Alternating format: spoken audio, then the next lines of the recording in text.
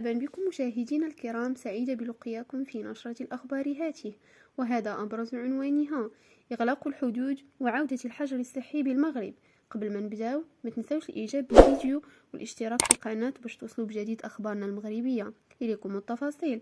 بعد عودة انتشار فيروس كورونا بالعديد من الدول من قبيل الصين وأمريكا وأستراليا، أبدى مجموعة من المغاربة تخوفهم من إعادة تشديد الإجراءات بالمغرب، لا سيما بعد تم منع المسافرين القادمين من الصين لولوج التراب الوطني.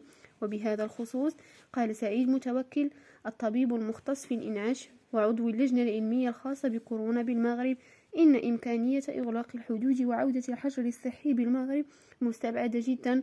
وأوضح البروفيسور في تصريح أن زمن الحجر الصحي انتهى بشكل نهائي ولا يمكن العودة له، مشيرا أن هذا القرار تم فرضه سنة 2020 من طرف السلطات المغربية من أجل الاستعداد لمواجهة الفيروس، حيث تم توفير المستشفيات والأطقم الطبية. وأكد عضو اللجنة العلمية لكوفيد-19 أن الوضعية الوبائية بالمغرب حاليا مستقرة ولا تدعو للقلق، وبالتالي فإن فرضية إغلاق الحدود هي الأخرى مستبعدة، موضحا أن قرار منع المسافرين القادمين من الصين من دخول المغرب كان قرارا استثنائيا وسيتم رفعه في الوقت المناسب.